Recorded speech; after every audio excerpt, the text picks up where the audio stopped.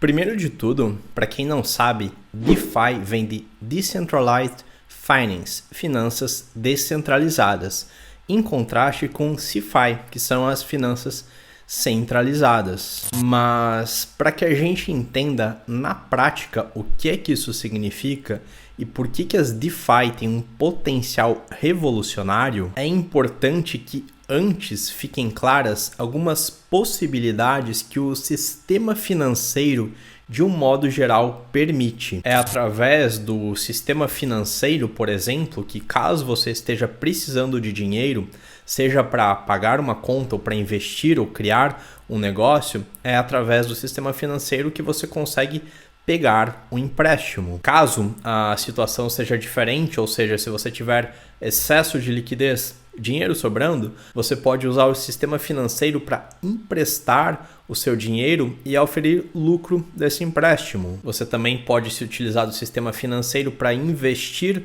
num determinado ativo que você acredita que vai se valorizar. Você pode trocar um ativo por outro, trocar uma moeda por outra e também fazer operações mais sofisticadas, como por exemplo, operar futuros, derivativos, operar de forma alavancada, enfim. O sistema financeiro permite que você faça operações de capital diversas. E no mundo das finanças tradicionais, para fazer qualquer uma dessas operações, você precisa do intermédio de uma instituição centralizada, como um banco ou uma corretora, por exemplo. E essas instituições funcionam como um intermediário de confiança em que você confia para receber o seu dinheiro, executar as suas ordens financeiras e custodiar ou seu dinheiro ou seus ativos. E qual que é o problema disso? Em primeiro lugar, nem tão grave assim, mas também traz os seus empecilhos, é a questão da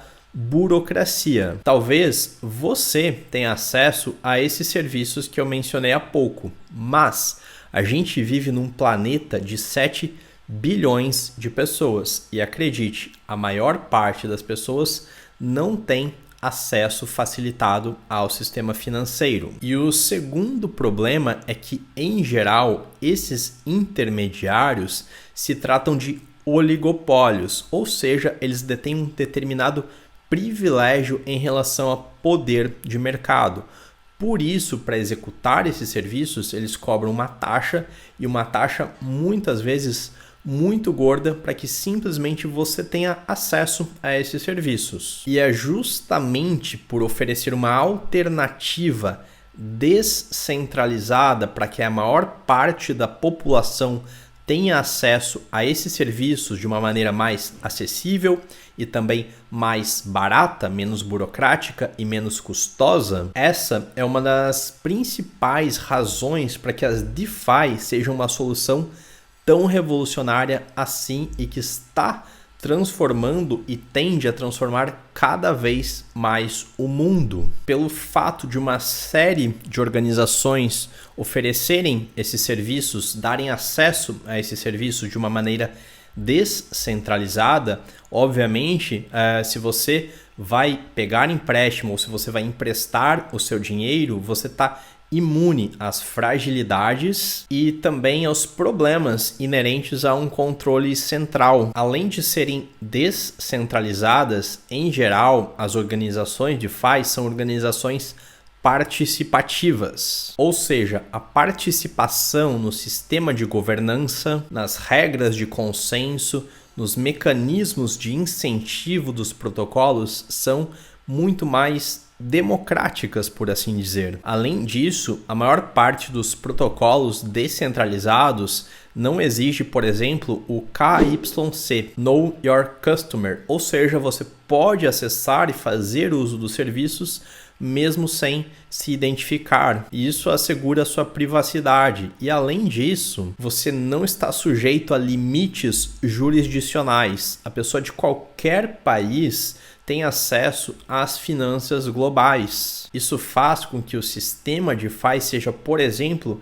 resistente a censuras ditatoriais, que está tão crescente em diversos pontos do planeta. Lembra sempre que a gente está falando aqui em serviços acessíveis para 7 bilhões de pessoas. E dependendo da realidade em que as pessoas vivem, refugiados, países que enfrentam sanções, esse é o único acesso a pessoas a fazerem operações simples, como por exemplo movimentar o seu dinheiro. E como você tem mecanismos para ter a custódia própria do seu dinheiro, dos seus ativos, eles se tornam também inconfiscáveis. As transações em blockchain são imutáveis, o que também gera uma maior confiança nessa rede, nesse sistema. E os sistemas que executam todas essas regras e todas as operações são, via de regra, públicos, transparentes, completamente auditáveis e também auto-executáveis. E essa característica de organizações que auto-executam procedimentos traz um barateamento de custos, o que também acaba reduzindo as taxas que você paga para ter acesso a todo esse tipo de serviço. Portanto, em razão de todas essas características em conjunto inerentes às DeFi, essa é uma solução que tem um potencial de ser revolucionária e, de fato, transformar o mundo, tornando mais acessíveis tanto por eliminação de barreiras burocráticas quanto por facilidade de acesso e barateamento de acesso a serviços simples, necessários e também a serviços financeiros sofisticados. É claro que tudo isso ainda é muito incipiente para que de fato as DeFi se tornem mais acessíveis. As plataformas precisam melhorar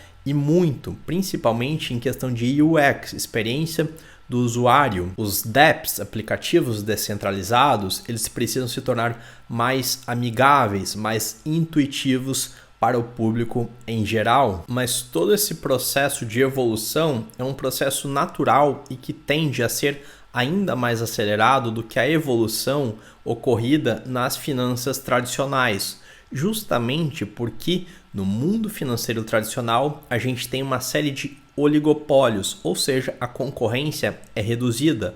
No universo das finanças descentralizadas, como o próprio conceito sugere, a gente tem um universo com muito mais concorrência, e esse ambiente competitivo é o que estimula o progresso dessas funcionalidades, desses sistemas, desses aplicativos. E você, qual a sua opinião sobre o futuro das DeFi?